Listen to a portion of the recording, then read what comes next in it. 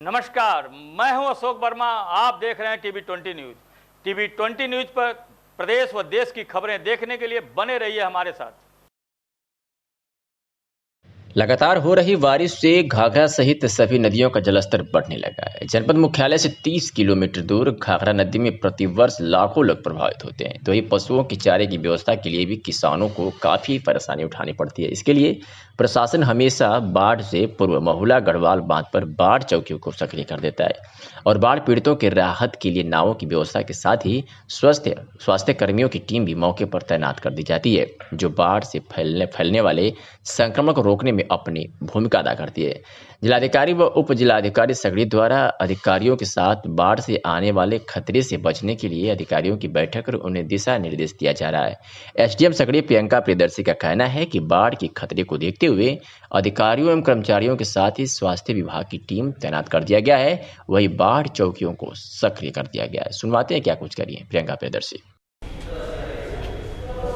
Madam, बंदे की क्या स्थिति है और उसमें बारिश हो रही है क्या? जी, अभी बंदे की स्थिति ठीक चल रही है। अभी हमारा डेंजर जोन पे नहीं पहुंचा है और बाकी हम लोग ने बाढ़ को लेकर सारी कार्रवाई कर ली है। जितनी व्यवस्था थी, जितनी बाढ़ चौकियाँ हमारी 16 बाढ़ चौकियाँ और 20 आश्रय स्थल, सबका निरीक्षण करा जा रहा है और सबकी ड्यूटीज़ लगाई जा रही हैं। तो जैसे ही कोई डेंजर है, सबकी ड्यूटी लग चुकी है। कोई भी बात होगी तो सब तैनाती हो जाएगी। स्वास्थ्य को लेकर क्या किया जा रहा है? स्वास्थ्य को लेकर जितने हमारे block MOIC Haraiya, NMOIC Maharajganj, तीनों ने अपनी बाढ़ चौकियों पे अपने ड्यूटीज़ लगा दी हैं। जो हमारी वैक्सीन्स होती हैं, चाहे सर्पदंश को लेकर के हो, चाहे कुत्ता काटने की, मैक्सिमम दवाइयाँ हम लोगों ने अवेलेबल करा ली हैं। मैडम, कितने डेंजर जोन हैं जिनको चिन्हित किया गया है? डेंजर जोन ऐसे नहीं है, जितने हमारे 134 गाँव मेनली प्रभावित होते हैं, 134 गाँव में बैठक की जा रही है। आज भी बैठक लगी हुई है। नाविकों को हम लोग चिन्हित कर रहे हैं और साथ साथ हम लोग नई नाव बनाने का भी इंतज़ाम कर रहे हैं। तो ऐसा कोई डेंजर जोन अगर कहीं भी प्रभावित होता है जो क्षेत्र, तो हम लोग उसके लिए तैयार रहेंगे। डीएम साहब द्वारा जो निरीक्षण किया गया, क्या क्या दिशा निर्देश दिए गए? डीएम साहब ने मेनली सेमरी गांव का निरीक्षण किया था, जो हमारे नदी के उस पार पड़ता है। घाघरा नदी के उस पार एक गांव बच जाता है, आजमगढ़ का, वो पड़ता है। और वहाँ पे निरीक्षण इसलिए किया गया कि सबसे पहले अगर प्रभावित होता है तो वही गाँव होता है। तो वहाँ पर क्या लोगों को विस्थापन करना है, लोगों को पहले ही सूचना दे दी गई कि अगर आप लोग तुरंत अभी विस्थापित कर लें तो जिसकी जो भी फसल वगैरह है उसका आकलन किया जा रहा है, सर्वे किया जा रहा है, कितने घर हैं वहाँ पे, कहाँ कहाँ स्थित हैं, ताकि जब भविष्य में कोई क्षति हो अगर तो उसका हम लोग मुआवजा दें। कहीं कटान वगैरह की कटान हो रहा है? कटान अभी बढ़ रहा है, लेकिन अभी पूरी तरह से हुआ नहीं है। और उसके लिए हम लोग इसीलिए स्कूल के पास भी हम लोग ये डेंजर अपना लेवल देखते रहते हैं कि कहाँ तक नदी बढ़ी, कहाँ नहीं बढ़ी। कुछ विद्यालयों का भी अन्य जगह शिफ्ट किया जा रहा है। हाँ, वही सिमरी से सटा हुआ नदी के किराने विद्यालय है। तो क्योंकि पढ़ाई प्रभावित होती है इससे, तो भविष्य में उसका कहीं हर जगह ज़मीन देख के विस्थापित कर दिया जाए, इसका प्लानिंग चल रही है। तो देवारा वासियों से आप क्या कहना चाहेंगे? हमारे वासियों से कहेंगे कि अभी बाढ़ की आप लोग वैसे ही अनुभव जानते हैं ज़्यादा बाढ़ को लेकर के, तो ज़्यादा से ज़्यादा ये है कि खतरा को आने का इंतज़ार न करें, उसके पहले विस्थापित हो जाएँ, ज़्यादा अच्छा है। पशु मवेशी, खान पान, खादान सब सही जगह सुरक्षित पहुंच जाएं, आश्रय स्थल तक आ जाएं, वो ज़्यादा अच्छा है। क्या नाम है आपका? मेरा नाम है दुर्गेश पटेल। कहाँ के रहने वाले? हाजीपुर के। अच्छा, क्या बंदे की क्या हाल है?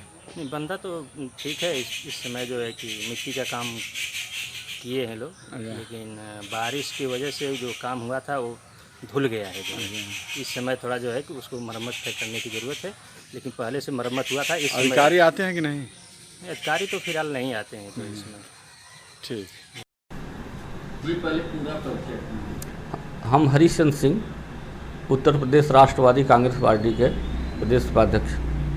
ये जल स्तर जो बढ़ रहा है घाघरा में और पानी तमसा में भी छोड़ा जा रहा है, नतीजा यहाँ का भी पानी बढ़ गया है। तो ये जल स्तर जो नदियों का बढ़ रहा है, इससे शहर को क्या लाभ होगा, क्या नुकसान होगा?